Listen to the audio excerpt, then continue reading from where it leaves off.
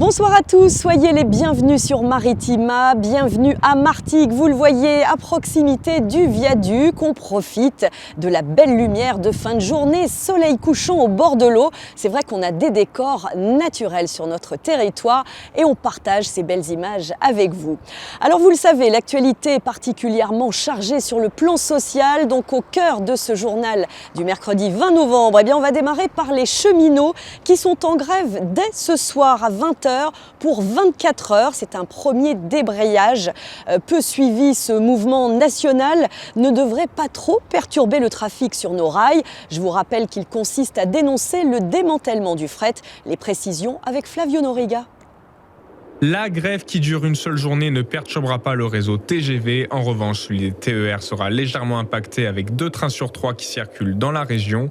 Dans le détail, 1 train sur 2 devrait circuler sur la ligne Marseille-Miramas-Avignon, 2 sur 3 sur les lignes Marseille-Aix-en-Provence et Marseille-Toulon-Lézard. Les liaisons Marseille-Nice et Marseille-Lyon seront assurées sans encombre. Cette grève est surtout vue comme un échauffement avant la grande grève illimitée du 11 décembre, selon la CGT Cheminot. Un moyen pour eux de dénoncer la liquidation de Fret SNCF, société de transport de marchandises sur rail, qui entraînerait la perte de 500 emplois. Ils protestent également contre le processus de privatisation au sens large, qui selon eux devrait avoir des répercussions sur les voyageurs, ainsi que l'ouverture à la concurrence de la SNCF. Pour rappel, en juin 2025, la société Transdev prévoit de faire circuler des trains sur la ligne Marseille-Nice à la place de la SNCF. Quant aux agriculteurs, ils ne décolèrent pas, ils restent mobilisés contre le Mercosur, cet accord dont le but est de supprimer les droits de douane entre les pays d'Amérique du Sud et de l'Europe. Les agriculteurs qui dénoncent un risque de concurrence déloyale, difficile c'est vrai de respecter les normes entre les pays qui ne sont pas les mêmes, notamment concernant l'utilisation de pesticides. Alors le président du syndicat agricole majoritaire, la FNSEA, a annoncé aujourd'hui une nouvelle mobilisation la semaine prochaine. 3 jours, mardi, mercredi et jeudi, avec des actions sur le terrain en compagnie des jeunes agriculteurs qui cibleront les administrations pour dénoncer les entraves à l'agriculture dans notre département. Après les actions menées vendredi dernier à Tarascon ou encore à Château-Renard et pas plus tard que lundi soir à Salon, la FNSEA et les JA annoncent donc un rassemblement vendredi matin, notez bien du côté de Meyreuil. Alors ça sera sans la Confédération paysanne des Bouches-du-Rhône, on vous en parlait hier, elle ne souhaite pas s'associer aux actions de la FNSEA qu'elle juge violentes, mais elle continue évidemment ses actions de protection de l'agriculture paysanne. Et toujours concernant cette mobilisation du monde agricole, ce matin la ministre de l'Agriculture a déclaré que les blocages et dégradations à la frontière espagnole à l'initiative du syndicat Coordination Rurale n'étaient pas acceptables. On se penche sur une autre crise, celle de l'UNSS, la Fédération de sport scolaire, visée par une enquête pour dépenses luxueuses, déficits et conflits d'intérêts. Des professeurs d'EPS se sont mobilisés d'ailleurs aujourd'hui à Martigues. C'était lors du cross départemental qui a réuni plus de 2000 élèves au parc de Figuerolles. Les enseignants se sont symboliquement habillés en rouge pour montrer leur colère et demander la démission de la direction nationale. L'UNSS, qui compte plus d'1 million de licenciés en France, assurerait un déficit record de plus de 12 millions d'euros. Notamment dû à la mauvaise gestion du directeur, l'ancien handballeur Olivier Giraud. Je vous propose d'écouter Laurence Pasini, prof d'EPS au Collège Montgrand à Port-de-Bouc. Elle est également responsable de la SNEP FSU pour l'UNSS dans l'Académie d'Aix-Marseille. Elle était sur nos ondes ce matin au micro de Manuel Danlois. Le premier impact, c'est l'augmentation du prix de la licence. L'augmentation est de 9%, donc elle passe à 17,03 €. Elle était à 15 €, donc c'est quand même une augmentation de 9% que les associations sportives sont obligées de reporter sur les élèves. Les conséquences directes, c'est aussi l'annulation de certains championnats de France. Une baisse de 27% est annoncée. Déjà l'année dernière, ils ont annulé dans notre académie les championnats de France de ski. On a bien compris, vous êtes en colère, les professeurs vont se mobiliser. Il y a ce cross départemental aujourd'hui, c'est à Martigues, à Figuerolles. Beaucoup d'enfants, beaucoup de collégiens vont participer à ce cross et les professeurs vont se mobiliser sous quelle forme ? 214 AS qui sont attendus, plus de 2000 coureurs aujourd'hui, partant de collège jusqu'à lycée. Donc les enseignants ont décidé forcément ils accompagnent leurs élèves, mais aujourd'hui en signe de protestation, nous sommes habillés en rouge pour montrer notre colère, avec un brassard noir pour appeler à la démission de la direction nationale et une partie de son équipe. Et il y aura entre les courses de collège et de lycée un rassemblement avec une photo de l'ensemble des profs de PS habillés en rouge pour montrer leur mécontentement. Et selon le ministère de l'Éducation nationale, sachez qu'une enquête administrative a été lancée sur l'Union nationale du sport scolaire. Attention, torchage en vue sur la plateforme de la Med dans le cadre d'un redémarrage d'unité. Quelques épisodes de torches et des nuisances sonores sont à prévoir jusqu'à demain soir. N'hésitez pas à vous tourner vers le dispositif d'information au public Allo Industrie et notez que les équipes du site de la Med sont mobilisées évidemment pour réduire au maximum les désagréments aux riverains. Allez, on poursuit ce journal à Marseille. Depuis un mois et depuis l'arrêté pris par la ville le 17 octobre dernier, les vendeurs à la sauvette ont libéré la place du boulevard Capitaine Gèze, située entre les 14e et 15e arrondissements de la cité phocéenne. Les rondes policières quotidiennes ainsi que les marchandises prélevées par la municipalité ont donné un tout autre visage au secteur. Alors écoutez à ce sujet Yannick Ouanessian, il est adjoint à la mairie de Marseille, il est chargé de la sécurité. On l'écoute au micro de Nordine Ali Saïd. À quelques pas du terminus du métro 2 situé à Capitaine Gèze, les riverains sont presque unanimes sur l'absence des vendeurs à la sauvette. Moi, c'est une bonne nouvelle parce que ça fait plus aéré, ça fait propre, alors qu'avant ça faisait sale et on se sent en sécurité. Là. Je suis contente que l'endroit soit propre, mais je suis désolée pour le travailleur. C'est pas des gens qui moi, me posent problème. Donc non, j'étais pas dérangé plus que ça. Depuis un mois, ce sont 500 exposants qui ont été forcés de libérer cette place près du marché aux puces. La ville de Marseille a pris un arrêté mis en vigueur le 17 octobre permettant à la police municipale et nationale d'intervenir pour faire partir ces vendeurs à la sauvette. Ajoutez à ces mesures des bennes fournies par la municipalité afin de saisir les marchandises sur place. Il faut bien imaginer qu'on parle là de quasi 1 tonne de ramassés par jour. Malgré ce bilan positif évoqué par Yannick Ouanessian, adjoint au maire en charge de la sécurité, quelques vendeurs de cigarettes continuent leur business. Il faut dissocier 2 types de vendeurs. Il y a ceux qui relèvent aujourd'hui de filières mafieuses, de vendeurs de cigarettes, de médicaments, de vendeurs parfois de produits illicites. Ceux-là, ils sont immédiatement sanctionnés, interpellés et parfois avec des poursuites. Et après, il faut dissocier ceux-là de ceux qui, évidemment, sont des gens qui vivent dans une grande précarité, d'être sur de la vente de friperies, c'est-à-dire que parfois certains vont faire les poubelles en semaine. Là, ce qu'il faut, c'est l'accompagnement aussi, de l'accompagnement social. L'arrêté pris par la ville prend fin le 17 décembre. En attendant, le projet d'accueillir ces biffins dans un lieu réglementé est envisagé par la mairie centrale. L'arrêté pour lutter contre vendeurs à la sauvette prend fin le 17 décembre prochain. En attendant, un projet de les déplacer dans un lieu encadré est en réflexion par la municipalité et quelques associations. On vous tient évidemment au courant.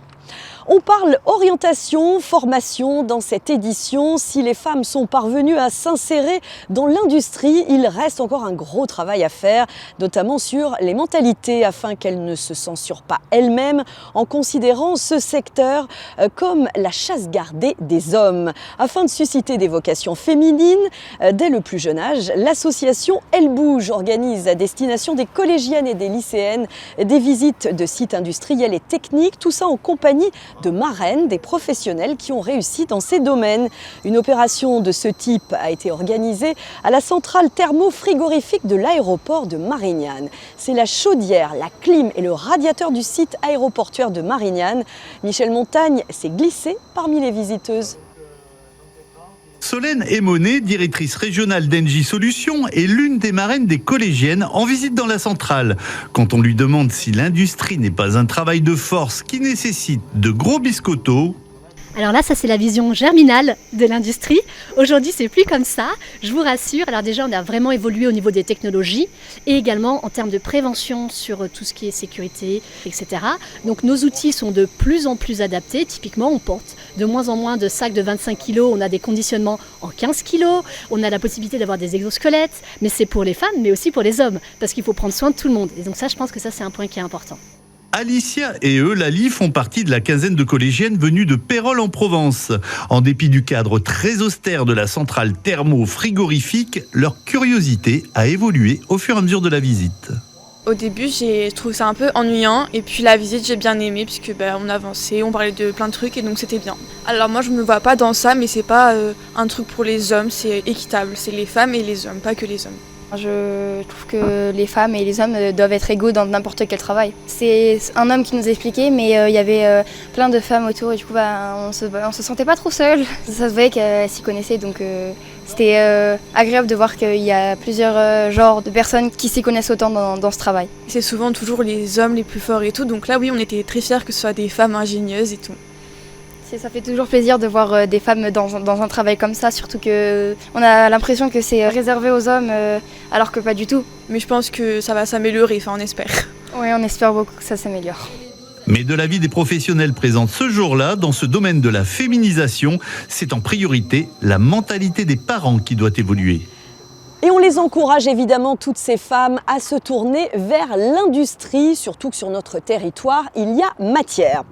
Allez, retour sur une soirée 100% martégal avec, pour mot d'ordre, le sport. La halle, juste derrière nous, enfin devant vous, a accueilli hier soir le palmarès des sportifs. 384 athlètes locaux ont été récompensés, dont 6 qui évoluent au niveau international, 69 au niveau national. Chapeau, une cérémonie pour remercier ces sportifs, mais aussi leurs éducateurs et pour rappeler qu'à Martigues, tout le monde a accès au sport. Reportage sur place, signé Cyrielle Blazikowski.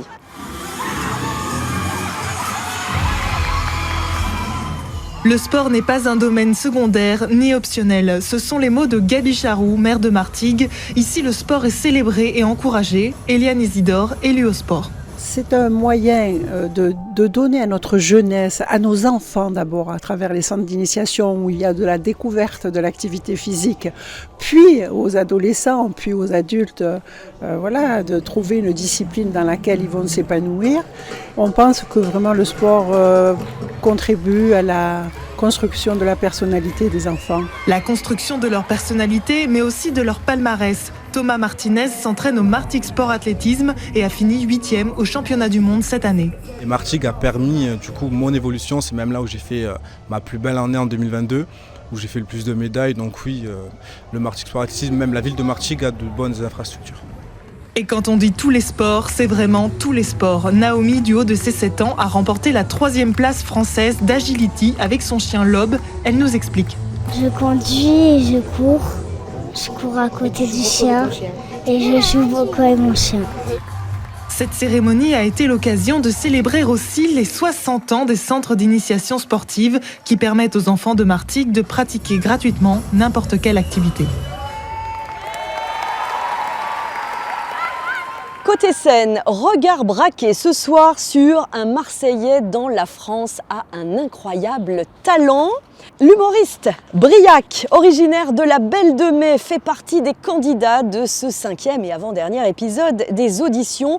Briac espère évidemment convaincre le jury de l'émission phare d'M6. C'est ce qu'il a confié à Jean-Michel Darras.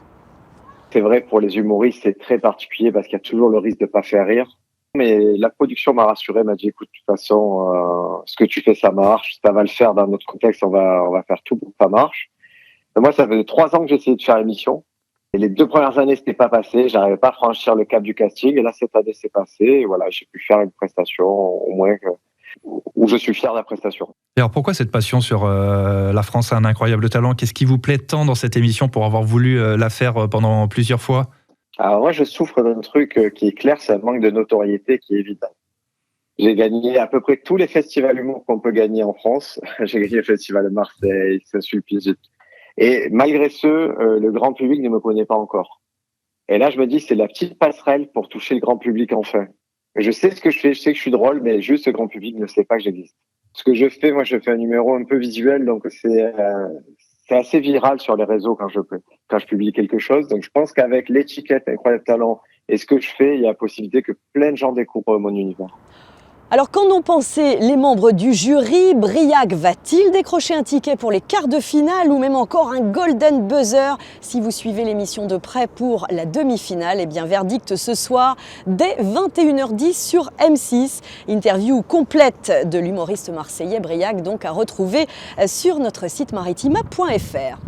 Au ciné, Gladiator 2 fait un carton, vous l'avez peut-être vu. 24 ans après l'épopée de Maximus, les arènes ont rouvert leurs portes et ce second volet, de nouveau signé Ridley Scott, particulièrement attendu, a enregistré 1 million d'entrées en une semaine seulement, avec Connie Nielsen, Paul Mescal et Denzel Washington, s'il vous plaît, au casting. Autant dire que cette suite a de quoi séduire, sans compter tous les ingrédients pour se projeter au temps de la Rome antique, avec ses combats sans pitié au Colisée. Entre manigance et affrontement, place à la quête de pouvoir et la vengeance d'un homme au passé mystérieux. Première réaction au pâté La Joliette à Marseille, au micro de Jeff. C'est le plus grand temple que Rome ait jamais bâti. Le Colisée. C'était très bien, je reste un peu sur ma faim parce que je suis pas un sujet, on va dire, novice neutre. J'ai vu le premier a des scènes extraordinaires et il a marqué une empreinte chez nous. Mais le 2 très bien monté, franchement la réalisation top. Les scènes avec le fil conducteur qui reprennent le 1, excellent. Et voilà, mais une autre dimension que le 1, ça ne peut pas l'égaler, mais très, très agréable et très bon film. Moi j'avais vu le premier et là le deuxième, bon il ne faut pas s'attendre à voir le premier, mais vraiment c'est une belle surprise. L'acteur, formidable, hein, on voit beaucoup ses muscles, Paul Mosca. On voit beaucoup les muscles, mesdames, et messieurs, hein, on peut vraiment se faire plaisir. Et Denzel Washington aussi, formidable. Beaucoup d'effets spéciaux. C'est vrai qu'on passe à un stade haut level. On a beaucoup imaginé. Les Romains, voilà. Un film, j'ai envie de dire, à la hauteur de l'Empire romain. Vraiment, la grandeur de cet empire. Vraiment formidable. Pour ceux qui n'ont pas vu le premier, vous avez pas mal de rappels dans ce volet-là. Donc n'hésitez pas à y aller aussi, et ça vous permettra et ça vous donnera envie peut-être de redécouvrir le premier ou de le découvrir tout simplement, mais ça n'empêche pas du tout de le voir. Voilà, vraiment allez-y, foncez dans des salles confortables en plus parce que le film est assez long, donc vraiment tout confort. Ce pâté La Joliette justement qui dispose de cet espace VIP, c'est formidable. On ne voit pas passer les plus de 2 heures de film, on ne les voit pas passer bien allongés dans ces fauteuils confortables, votre collation, la petite boisson, le bon popcorn. Fantastique, une superbe soirée, vraiment bravo. J'étais esclave. Et aujourd'hui, je contrôle un empire. Je refuse qu'une autre génération de jeunes hommes soit sacrifiée par vanité. Force et honneur! C'est ainsi que l'on traite des héros!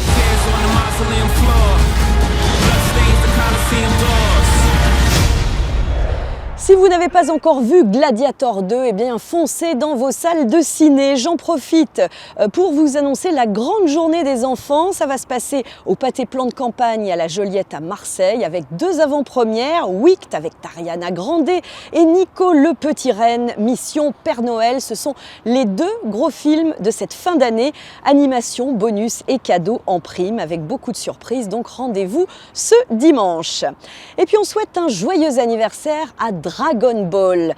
Et oui, 40 ans déjà, le manga continue de séduire les générations. Alors comment explique-t-on ce succès quasi éternel? Eh bien nous avons posé la question à Kevin Diaz, le libraire de l'Argonaute à Martigues, au micro de Jean-Michel Darras. Il y a une sorte de légende dans les Dragon Ball, on ne peut pas vraiment y toucher. On ne peut pas dire Dragon Ball j'aime pas, c'est pas possible. Tout le monde a vu un épisode de Dragon Ball, tout le monde sait de quoi ça parle. Je crois que ce meuble est là depuis 3 ans maintenant, ça commence à faire. Et bon, on n'y a jamais, dès qu'il est vide, on le remplit. Vraiment, toutes les semaines, on remplit Dragon Ball, parce que ça fait partie avec One Piece de ce qu'on vend tout le temps. Vraiment tous les jours. Il y a une sorte d'héritage, parce qu'on a la plupart de la clientèle, ça va être des papas, souvent des papas qui ont connu Dragon Ball quand ils étaient jeunes et qui veulent peut-être faire partager ça à leurs enfants. Donc ils vont souvent craquer pour le tome 1, le tome 2 de Dragon Ball en disant tiens pourquoi pas. Et généralement les petits continuent. La série continue, c'est pas rare qu'on vende des séries, une série de Dragon Ball par semaine, surtout en ce moment que c'est les fêtes, donc les gens en profitent. Alors si vous avez des BD, des figurines Dragon Ball, surtout conservez-les précieusement parce que ça peut valoir de l'or. Allez, c'est la fin de ce journal. On termine par un petit clin d'œil à la famille Maritima, on vous l'avait annoncé, qui était depuis la foire aux 100 ans de Marseille, dont nous sommes partenaires cette année et c'est une fierté. L'équipe était donc en direct du Vieux-Port cet après-midi pour nous faire découvrir cette 222e édition avec sa vingtaine de chalets, ses centeniers. Donc événement à parcourir jusqu'au 5 janvier. Fin de ce journal, merci de l'avoir suivi, excellente soirée à tous et à demain sur Maritima. Bye bye.